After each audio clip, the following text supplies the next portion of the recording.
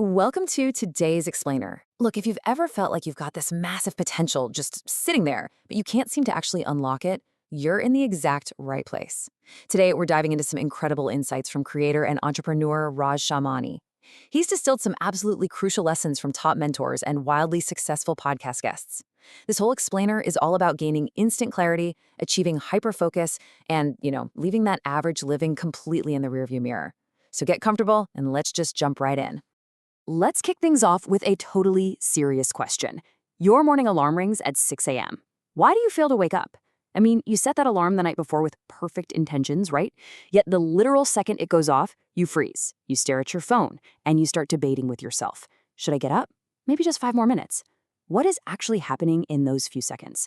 Well, it turns out this everyday, super mundane struggle is actually a masterclass in the deep psychology of decision-making and how our brains are kind of fundamentally wired to hijack our own goals. Here's the deal. When that alarm rings, you have a critical 5 to 10 second window. That's it, just 5 to 10 seconds. If you sit there and debate waking up for even 5 seconds, like, should I get up, should I not, you're gonna fail. You simply won't get up. And why is that? Because your brain inherently wants to keep you in a state of cozy relaxation. It is actively lobbying against your goals, fighting the discomfort of having to wake up and take action. If you want to break out of that relaxation state, you have to take action instantly. The very second you realize you need to do something, you have to move, or your brain will absolutely force you back into comfort.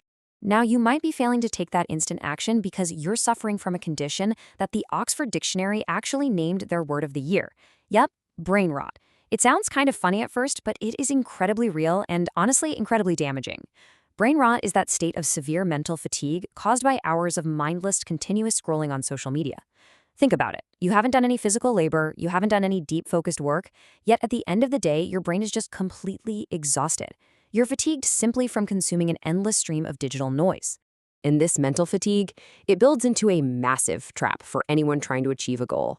We constantly convince ourselves that to start a business, or become a creator, or learn a new skill, we just need to consume more information.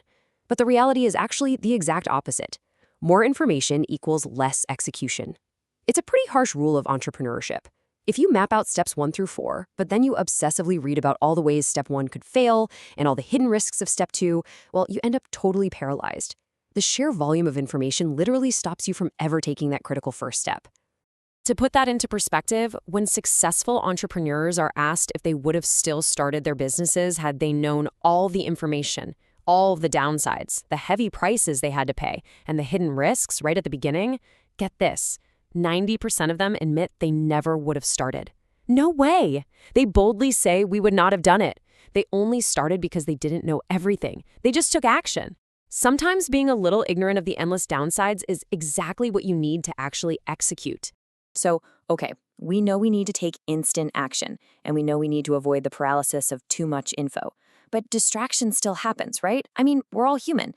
We sit down to work, and suddenly we realize we've been scrolling reels for an hour. But here is a really crucial question for you. What actually wastes more time than the distraction itself? Think about it for a second. When you get distracted, is the distraction the main problem, or is there a secondary, much more destructive force at play here?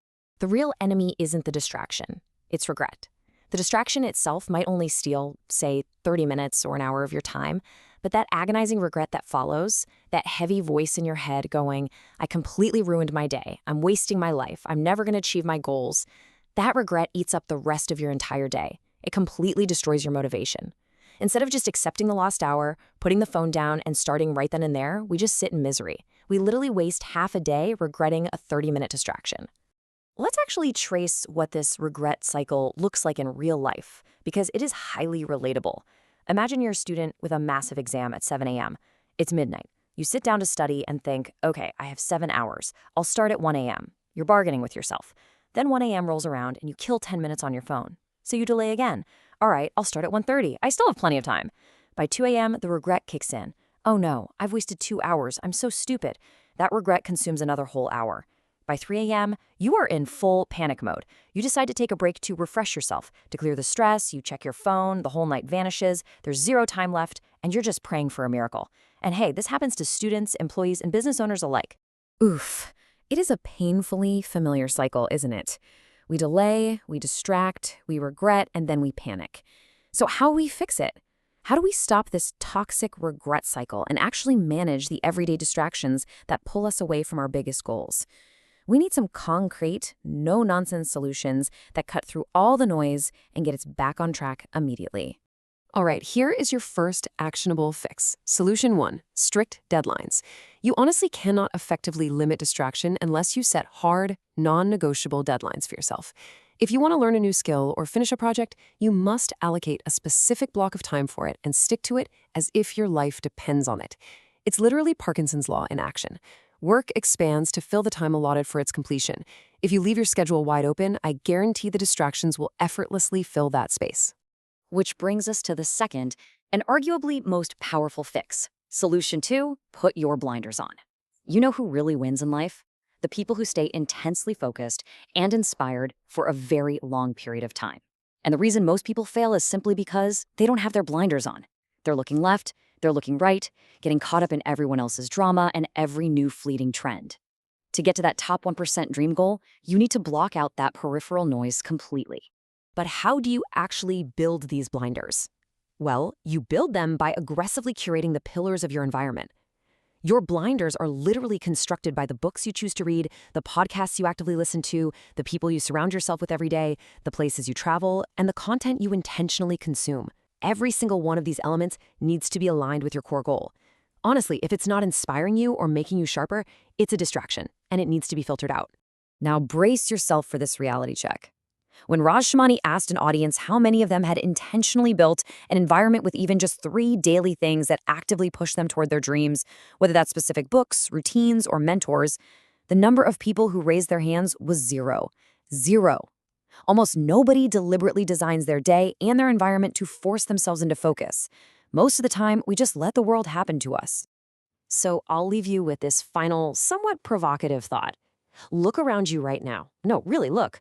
Do your surroundings, the tabs open on your browser, the apps on your home screen, the people you text the most.